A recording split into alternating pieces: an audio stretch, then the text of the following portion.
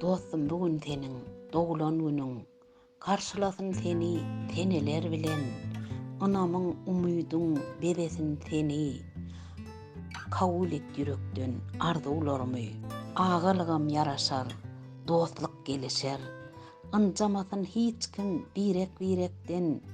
törüňde ýanglansyn şatlyk bilen gülkü, kabul et yürekden arzularmy.